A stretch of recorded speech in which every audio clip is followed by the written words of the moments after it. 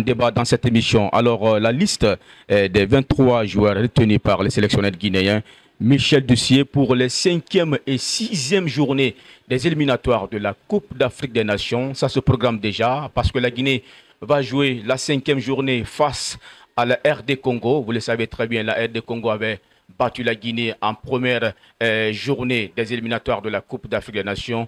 Et là, sur le score d'un à 0. Et là, certes, la vengeance sera prise du côté guinéen par rapport à cette liste-là. On va vous faire des briefs sur cette liste. Alors, Yarouga, la liste a été publiée le lundi 4 novembre dernier par le sélectionneur guinéen Michel Dussier. Quelle est votre grille de lecture sur cette liste-là?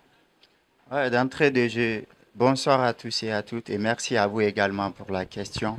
Je pense que c'est une liste qui est discutable. Ça ne va pas être parfaite, cette liste, mais quand nous tirons la conclusion, le tri dans cette liste, on pourrait dire que c'est les meilleurs du moment, en gros, qui ont été concoctés et amenés dans cette sélection. Maintenant, ce qu'on aimerait voir à la suite de cette liste, c'est la qualification, la victoire, rien que la victoire. L'entraîneur a choisi ses hommes de confiance, à lui maintenant de faire les preuves sur le terrain. Je pense que c'est une liste qui va nous rapporter beaucoup de choses. Si les joueurs vraiment arriveraient à se donner à fond, avec les consignes du coach, le discours, ça va nous permettre de se qualifier à la prochaine CAN. On le sait très bien que la RD Congo est déjà la première équipe qui occupe la tête de cette poule H, accompagnée par la Guinée qui est deuxième dans cette poule avec 6 points également. Vous le savez très bien que la Tanzanie aussi a 4 points.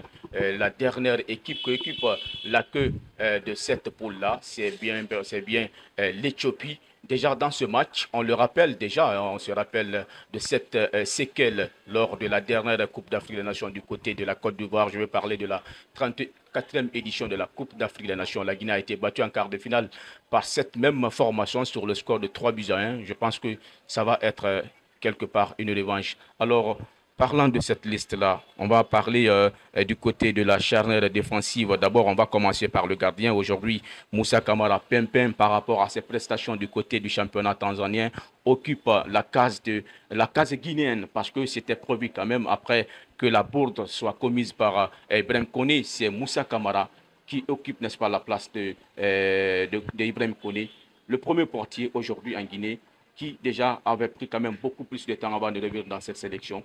Avec la patience, aujourd'hui, c'est lui qui est le premier portier titulaire au sein de cette formation guinéenne.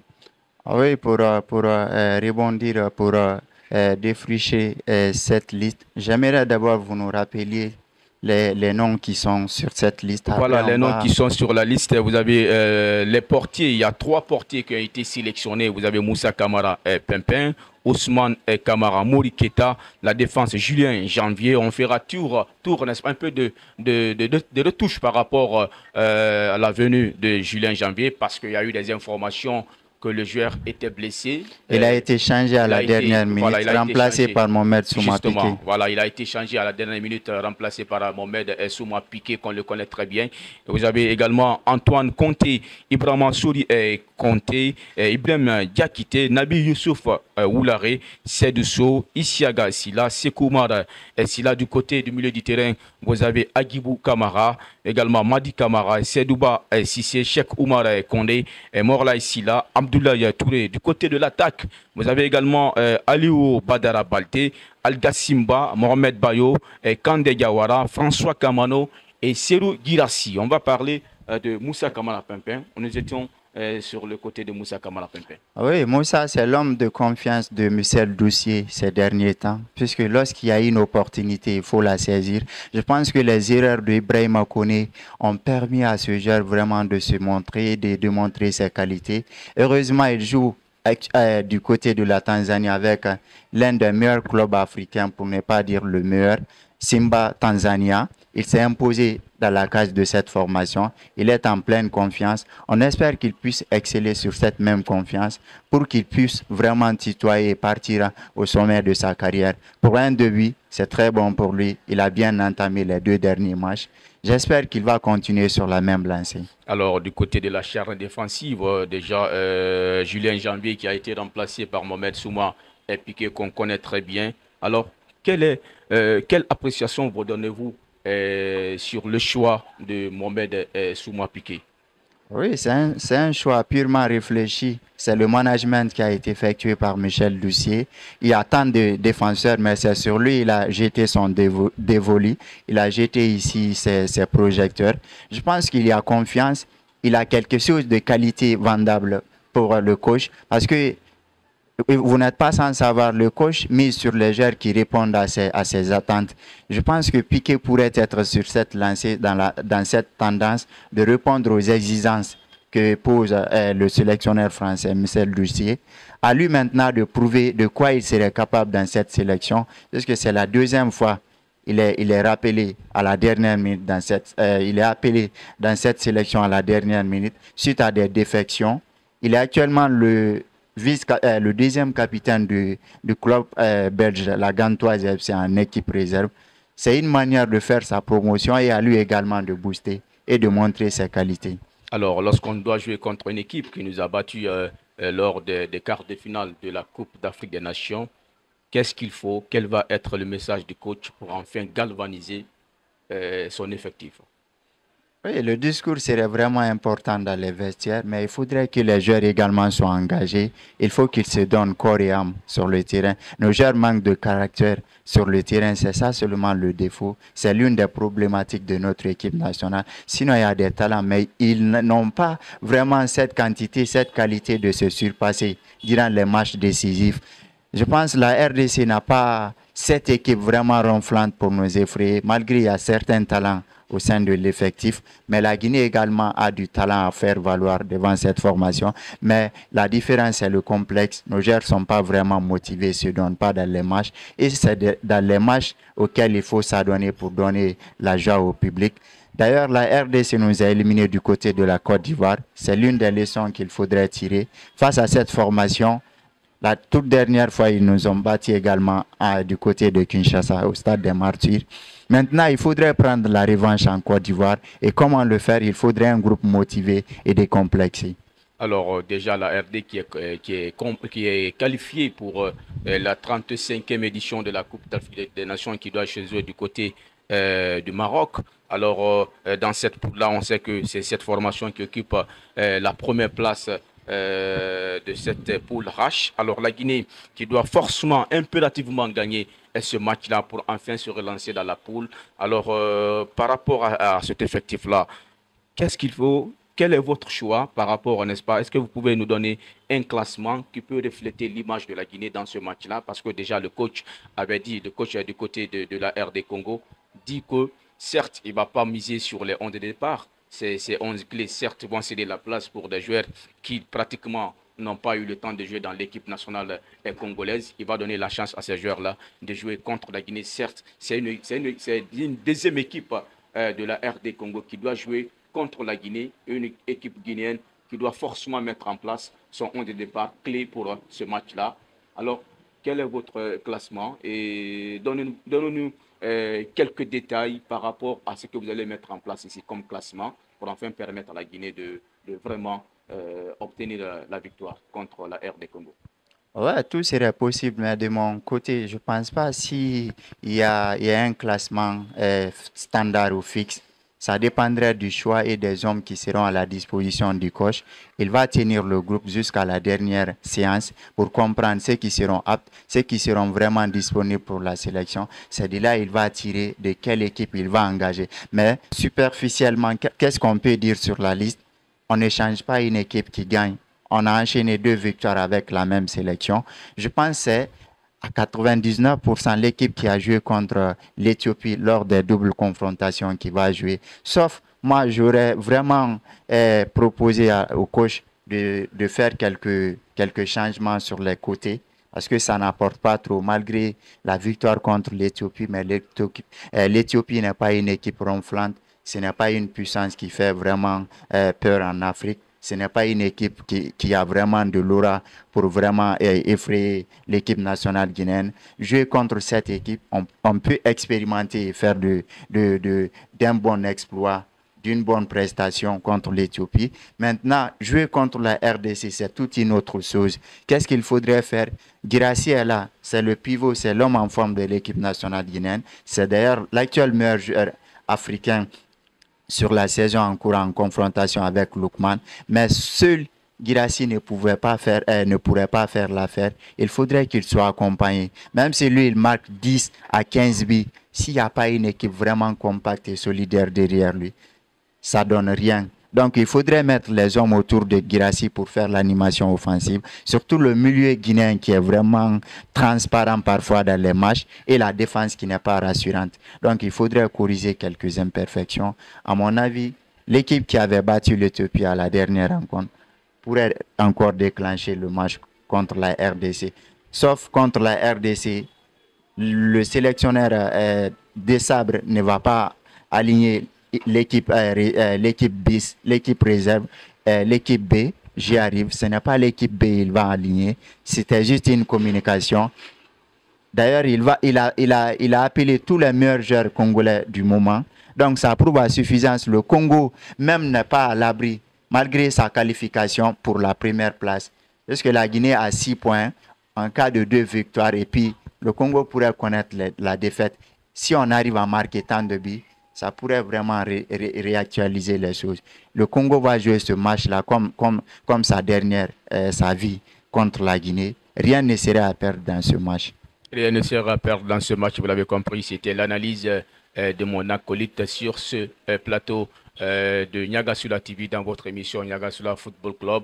C'est une émission qui vous parvient tous les lundis à partir de 16 h. Vous pouvez quand même suivre l'intégralité de cette émission sportive qui vous parle des actualités sportives de taille, à la quintessence par rapport à toutes ces actualités-là.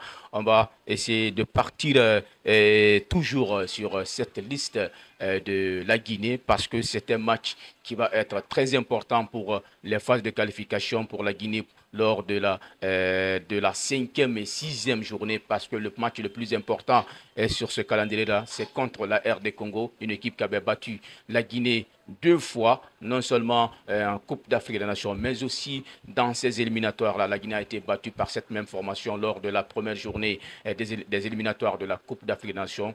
Et là, le plus important, c'est ce match que la Guinée doit forcément gagner, impérativement remporter la victoire face à cette sélection congolaise qui déjà n'a pas quand même la peur au ventre, parce que pour l'instant, c'est l'équipe qui est première dans la poule H qui a pratiquement 9 points. Ce match est aussi important pour cette formation congolaise. Alors, on va toujours parler de ce classement-là, de cette liste de Michel Touché. Alors, après ces 2 matchs où pratiquement la Guinée avait gagné, vous l'avez rappelé que l'Éthiopie n'était pas une équipe tellement coriace face à la Guinée. Pratiquement, on a eu ces 2 victoires lors de la double confrontation face à cette formation éthiopienne-là. Alors là où la Guinée avait pratiquement marqué 7 buts, les 5 buts ont été marqués par Serhou Guirassy aujourd'hui, qui est un prétendant au titre du Ballon d'Or africain. Alors, on a aussi d'autres attaquants dans cette liste-là. On a Mohamed Bayo,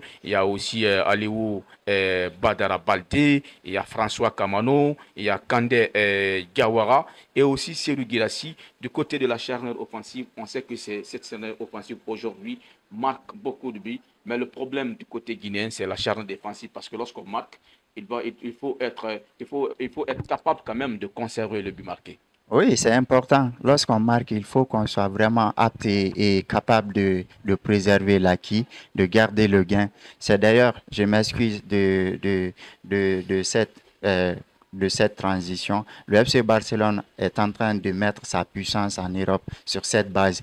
Il faut avoir une défense très solide pour aller gagner les matchs. Je pense du côté guinéen, on ne pourrait pas s'attarder, se miser sur les performances juste de Serhou Guirassy ou des attaquants. Il faudrait qu'on soit costaud derrière, au milieu des terrains, jusqu'à la pointe de l'attaque. C'est ce qui pourrait nous donner une équipe vraiment compétitive et guerrière dans les compétitions. Côté du milieu du terrain, on a vu que le coach avait mis quand même un système qui était apte à ce milieu du terrain. De ce milieu du terrain-là, vous avez un certain Madi Camara qui s'est donné à fond dans ce match. On a vu sa prestation. Alors, il y a également Morlaye Sylla aussi qui s'est donné à fond et Abdoulaye Touré. Est-ce qu'il est possible de faire un changement du côté de ce milieu du terrain, la triplette du milieu du terrain? On a Morlaye Sylla, on a également Madi Camara, également Abdoulaye Touré. Ouais, rien n'est impossible. Tout dépendrait de la connexion au milieu de terrain. On a vu les récentes rencontres de Silly National. Certes, on a gagné, mais il y a des trous, il y a des choses à corriger, beaucoup d'imperfections. Je pense, à mon avis, si ça tenait qu'à moi, au milieu de terrain, j'allais faire ici un changement. Je vais basculer l'hierarchie. Comment en le faisant? On a vu la canne d'Agibou, je m'excuse, du côté de la Côte d'Ivoire. Certes, il a changé de club, mais dans l'impact du jeu, de l'organisation, de la sortie des balles, des précisions au milieu de terrain, je pense qu'il est l'un des meilleurs joueurs guinéens dans ce registre. Ce n'est pas parce qu'il a quitté un club comme Olympiakos, la Grèce, pour partir du côté de du Ludogorets Oui. qu'il ne devrait pas vraiment mériter sa place. Le choix dépendrait maintenant de l'entraîneur. Maintenant, de mon côté, j'aurais opté pour un trio Madi Kamara, Abdoulaye Touré avec sa forme du moment et le jeune Agibou. Parce que Agibou a la fluidité, a vraiment de cette grinta de ressortir les balles. Il a vraiment également du caractère. Morla Silla, c'est un très bon joueur que j'apprécie, mais au milieu de terrain, je ne le vois pas impactant. Je crois qu'il faudrait le sortir sur le côté pour voir de quoi il serait capable. Il joue les matchs avec le Sili ces derniers temps, d'après mes observations, mais il n'est pas trop impactant sur le match, sur les projections de l'équipe. Il se bat et se donne à fond. Mais il devrait vraiment revoir ce côté de qui mettre aux côtés de Madi Kamara, de Abdoulaye Touré pour avoir de la régularité, pour avoir de la percussion, pour aller devant.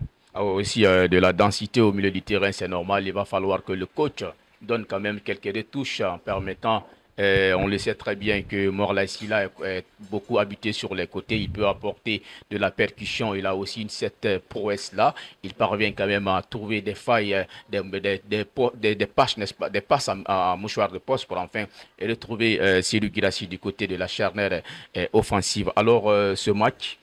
Guinée, RD Congo, avant de venir sur Guinée, Tanzanie. Tanzanie. C'est pour le 16 novembre 2024 du côté de Alassane Ouattara de Bimpe en Côte d'Ivoire pour cette cinquième journée des éliminatoires de la Coupe d'Afrique des Nations. Tout le peuple guinéen souhaite bonne chance au Sili national de Guinée pour enfin avoir son ticket de qualification face à cette formation congolaise. Alors, dans ce deuxième élément, on va vous parler de Nabi Keita Deko qui est qui a perdu des radars. On le sait très bien, lorsqu'il a fait le déplacement, il a quitté du côté de Liverpool pour être du côté, n'est-ce pas, de Werder de Brême. Au jour d'aujourd'hui, Nabi Keita a complètement perdu des radars. On ne le sait pas. Et quelles vont être ses performances parce qu'il n'a pas été appelé dans l'équipe nationale de Sili de Guinée. On le sait très bien que c'est l'étoile, l'une des étoiles filantes, le métronome du Sili national de Guinée au jour d'aujourd'hui. Mais Nabi Keita qui a complètement perdu, qu'est-ce qui ne va pas? On vous donnera la quintessence des informations concernant l'état de Nabi Keita Deko parce qu'il est important de savoir qu'est-ce qui ne va pas. Est-ce que le joueur est toujours actif? Est-ce qu'il est prêt à répondre à l'appel du sélectionneur guinéen? Est-ce qu'il est prêt à se préparer pour enfin revenir au sein de l'effectif des Sili national de Guinée pour la 35e édition de la Coupe d'Afrique des Nations? Gros point d'interrogation. On sera quand même, on fera analyse par rapport à la situation de Nabi Keita Deko avec Yarouga. Yarouga, alors aujourd'hui, Nabi Keita n'a pas été appelé. Ça fait 2 fois, parce qu'on le rappelle, lors de la première journée, la deuxième journée des éliminatoires de la Coupe d'Afrique des Nations, il n'a pas été appelé. Également, pour cette 5e et 6e journée, il n'est pas sur la liste. Qu'est-ce qui ne va pas? Ouais, ça fait un bon moment, Nabi n'a pas été rappelé en sélection guinéenne. C'est le capitaine, c'est le poumon de l'équipe nationale guinéenne. C'est l'un des joueurs les plus capés sur le plan mondial de l'histoire du football guinéen. Mais il y a un cas qui se passe du côté de son club.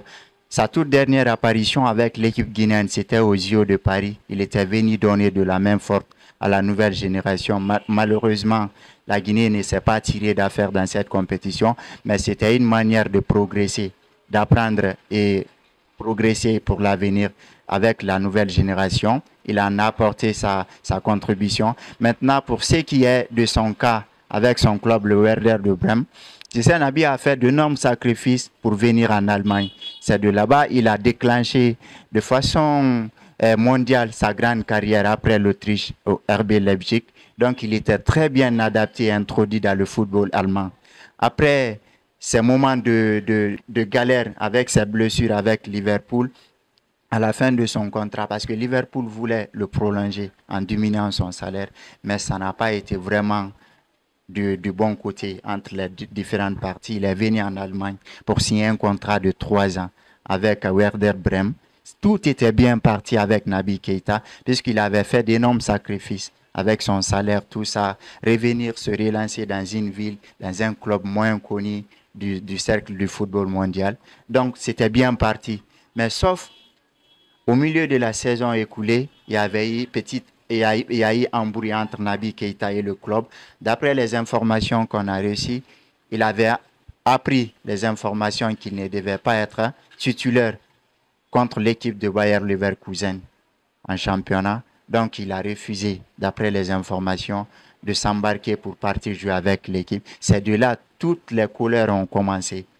Par après, il a été sanctionné par l'équipe et par la suite, il a été exclu de l'équipe professionnelle. Une grande galère pour le capitaine guinéen. Ça ne s'est pas arrêté là. Lors du dernier mercato, il devait partir en Turquie au club de Konya Sport, Hatay Sport, là où joue le Camerounais Vincent Aboubakar. Mais à la dernière minute, tout s'est capoté. Ça n'a pas eu lieu, le transfert. On n'a pas compris. C'était le refus des gens de Werder Bremen qui était clair là-dessus. Ils ne vont pas lâcher Naby Keïta malgré les embrouilles entre les parties. Ils vont le faire souffrir d'une manière parce qu'il n'a pas respecté leurs institutions. Là-bas, c'est comme ça se dégage du côté européen. Mais sauf que nous, Guinéens, on n'a pas compris. Pourquoi Naby, maintenant qu'il ne joue pas avec l'équipe professionnelle, il est enfermé dans l'équipe. On ne le laisse pas à l'ouverture pour aller chercher son avenir. Est-ce que c'est son entourage également qui est gourmand? Parce qu'on a entendu certaines rumeurs. Sunderland en championship en Angleterre voulait de Naby Keïta, mais il y a eu des détails de salaire qui n'ont pas arrangé les choses. Les rumeurs de la Turquie sont venues, les rumeurs de Dubaï sont venues, mais rien n'a été concret sur ces rumeurs. Qu'est-ce qui se passe? Est-ce que maintenant, les agents autour du joueur, les avocats sont aptes d'aller déclencher une guerre contre le club, malgré le club a ses droits, car il est sous contrat. Mais lorsqu'un joueur ne joue pas, il y a de ses droits également de réclamer, de faire les choses à l'amiable. Est-ce que les choses ont été faites ainsi? Jusqu'à présent, on ne comprend pas. Naby ne joue pas. Et l'une des choses encore les plus pures, il pouvait ne pas jouer avec l'équipe allemande, mais avec la stature qu'il a avec l'équipe nationale guinéenne, le capitaine, un joueur clé, un grand joueur professionnel. Je m'excuse du qualificatif. Il aurait dû être accompagné moralement par l'équipe guinéenne. Ce n'est pas parce que c'est Naby Keïta ou de l'apporter de l'aide ou du soutien. Il a vraiment cette carrière qui dégage pour lui. Il a tout gagné en Europe. Il a vraiment toutes les qualités qu'il faut pour jouer en équipe nationale guinéenne. Certes, il n'a pas été aidé. Les choses sont vraiment compliquées pour Naby Keïta. Un exemple du côté de la RDC. Chanchel Mbemba avec Marseille, il a été sanctionné. Ils ont créé les faux problèmes autour de lui afin de le mettre dans les pétrins. Mais les Congolais étaient conscients de sa situation. Le capitaine qu'il est pour l'équipe nationale, on l'a appelé. Il est venu, il a joué toutes les éliminatoires et il est en forme. Il maintient sa forme en attendant de se séparer avec Marseille. Et d'ailleurs, il a gagné sa bataille contre Marseille, d'être réintégré dans le groupe, malgré qu'il ne joue pas. Mais tout ça, c'est une victoire pour lui. Pourquoi ne pas faire pour Naby Keïta? La toute dernière apparition de Naby Keïta sur scène internationale, c'était l'invitation de la CAF lors de la dernière réunion, oui, du dernier congrès en Égypte. Oui, oui. Il était là comme la superstar de l'événement. Oui. C'était la toute dernière grande chose qu'on a vue sur Naby Keïta. Et la Guinée n'a jusqu'à présent, à travers la fédération, le management accompagne moralement le capitaine qu'il est. Oui, justement, c'était quand même des explications émouvantes de la part de de Yarouga Kamara sur la situation de Naby Keita Deko. Il est important aussi de venir en rescousse de notre capitaine parce qu'on le sait très bien, c'est une légende de football guinéen, c'est une étoile, une icône de football guinéen. Il va falloir que psychologiquement, que toute la population guinéenne l'accompagne dans cette situation-là parce qu'aujourd'hui, on parle, n'est-ce pas, de Naby Keita Deko, ça peut être un autre joueur, on ne le souhaite pas, mais pour ce premier joueur aujourd'hui qui n'est pas non seulement dans son club de Werder de Brême, encore il n'a pas été appelé pour la sélection guinéenne, chose que la Fédération guinéenne de football doit forcément revoir la situation. Et là, tous les joueurs doivent quand même apporter un soutien moral, physique, pour enfin lui permettre d'avoir un nouveau très haut, c'est le plus important. Et nous aussi, en tant que journalistes sportifs, on doit venir à la rescousse de Naby Keita Deko. En quoi faisant? C'est de passer ici les informations. Kamara, sans pourtant pour vous couper, je vais faire juste une conclusion sur là-dessus. Oui. Dans toutes les grandes sélections du monde, sur les joueurs cadres, on mise, même s'ils jouent sur une jambe. Avec l'Argentine, même si Lionel Messi est blessé, on peut l'amener en équipe nationale avec l'espoir de le récupérer après un match, deuxième match. En Afrique, dans toutes les grandes sélections, regardez les amis de Naby Keita, Sadio Mané, Mohamed Salah, tous les grands joueurs, toutes les grandes stars, peu importe leur situation, lorsqu'il arrive au sein du groupe avec les jeunes, il apporte, il joue ou pas sur le banc, leur image d'abord dérange les adversaires. C'est une manière de communiquer de façon superficielle, de façon stratégique pour les équipes. Par exemple, lorsque la Guinée joue contre l'Argentine, le FC Barcelone, je m'excuse, avait fait une telle pratique contre le Paris Saint-Germain en Ligue des Champions. Lionel Messi n'était pas à 100% guéri pour jouer contre le PSG. Mais que s'est-il passé? Comme Messi a de l'influence sur le football mondial, le match étant décisif, ils ont annoncé Messi allait jouer. Ils ont amené Messi dans le groupe, ils ont mis sur le banc. Pour effrayer, mettre de la pression sur le Paris Saint-Germain, ils l'ont amené à l'échauffement. Messi s'est échauffé, mais il n'a pas joué. Mais ça a pesé de gros sur l'équipe adverse. C'est comme ça, c'est stratégique. Il faudrait qu'on joue avec les petites balles. Ce n'est pas pour faire de l'aide sociale, mais c'est quelqu'un qui vraiment mérite ces différentes récompenses. Justement, c'est quelqu'un qui mérite ces différentes récompenses, vous l'avez compris. Là, c'était quand même l'analyse faite sur le cas de Naby Keita Deko. Il est important aussi que les messages soient quand même multipliés pour enfin galvaniser l'esprit d'État de notre star guinéenne. Je peux parler de Naby Keita Deko, même si aujourd'hui, on le sait très bien qu'il n'est pas pour le moment dans ce club de Werder de Brême, mais le plus important, il doit être appelé dans la sélection guinéenne pour enfin bénéficier en renfort, pour aussi apporter son soutien physique à cette sélection guinéenne. On le sait très bien de quoi il est capable dans les vestiaires, sur le terrain. Il peut apporter beaucoup, n'est-ce pas, de choses pour la Guinée. Alors, on va aller pour enfin parler de cette thématique-là. Mais avant de continuer sur la dernière ligne droite dans cette émission, on va marquer cette courte pause. Derrière, on revient pour la dernière ligne droite de cette émission.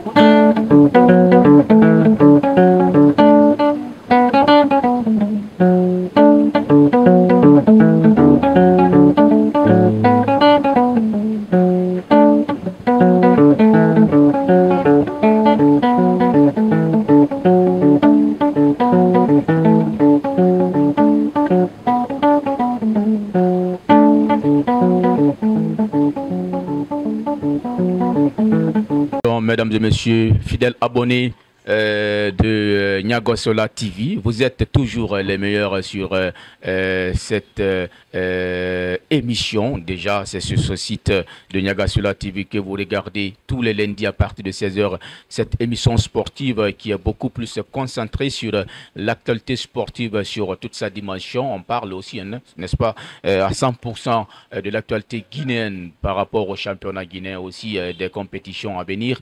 Alors ce soir, on est en train de parler de toutes les actualités qui sont dans la thématique de ce premier numéro. On a parlé la Ligue liste des 23 joueurs concoctés par le sélectionneur guinéen Michel Doucier. On a parlé aussi le cas de Naby Keita Deko dans ce club de Werder de Brême. Alors pour cette dernière ligne droite de l'émission Niagasula TV, on va parler de l'élection à la CAF. Le président actuel Patrice Motsepe, le président de la Confédération africaine de football, sera candidat pour sa propre succession. Cette information a été publiée sur la page de l'instance dirigeante du football africain. L'élection est prévue le mois de mars prochain. Cette décision du patron du football africain est-elle bénéfique pour lui? C'est la grosse question qu'on se pose dans cette émission. Alors Yarouga, cette élection de Patrice Motsepe par rapport à ces perspectives qu'on connaît très bien, on fait d'abord la rétrospection sur la dernière Coupe d'Afrique des Nations du côté de la Côte d'Ivoire où on a vu, ça a été l'une des meilleures compétitions africaines qu'on a quand même pu voir sur le plan national. Alors après cette très belle compétition, il y a eu quand même des perspectives, je vais parler de tournois scolaires. Il y a aujourd'hui l'organisation de la CAN U17 qui se programme du côté, n'est-ce pas, de l'Égypte. Alors parle-nous un peu de la qualité de ce monsieur-là, si il est vrai qu'il soit candidat pour les prochaines 4 années à venir. Oui, c'est un candidat de poids, c'est un candidat de taille. Motsepe, il ne faudrait pas l'occulter, c'est quelqu'un qui a vraiment, sans pourtant faire de la publicité, mais c'est la vérité. Il a fait de la révolution pour le football africain ces derniers temps. Il a révolutionné tant de choses, économiquement d'ailleurs, parce qu'il ne faudrait pas oublier, c'est un milliardaire, c'est un entrepreneur, un grand entrepreneur en Afrique du Sud. Donc c'est quelqu'un qui ne se gratte pas vraiment les besoins, il a vraiment les moyens de ses ambitions. Et c'est une très belle chose pour l'Afrique et le football africain, car la CAF était au bord de la rupture économiquement ces derniers temps, avant son arrivée. Il a beaucoup apporté, il a créé des révolutions, des compétitions, comme vous le disiez d'ailleurs, la CAN scolaire. Il y a il y a la Ligue des champions féminines qui a été créée également sous sa mandature. Il y a pas mal de révolutions, il y a VAR, il y a vraiment tant de choses que l'Afrique est en train de voir à son temps. Et je pense que c'est quelqu'un qui mérite d'être à son poste et de pourquoi pas projeter une nouvelle candidature pour le futur. Alors, se projeter pour une nouvelle candidature pour le président de la Confédération africaine de football, Patrice Motsepe, après ces perspectives qu'on a vues sur le plan, sur le continent africain, une très belle Coupe d'Afrique des Nations que l'Afrique est parvenue quand même à organiser sous l'ère de Patrice Motsepe. Oui, c'est l'une des plus grandes organisations sous l'ère CAF à notre époque. Parce qu'il y a eu beaucoup de présidents à la tête de la CAF, mais c'est de son époque que nous pouvons témoigner ce qu'il est en train de faire et ce qui a été de cette organisation ivoirienne. La Côte d'Ivoire a organisé l'une des plus belles compétitions de l'histoire du football mondial, pour ne pas dire de la Coupe d'Afrique des Nations, car ça a été vraiment une totale réussite, cette organisation, sur le plan logistique, sur le plan vraiment marketing. Ça a beaucoup rapporté. Surtout dans les médias, les droits TV ont explosé.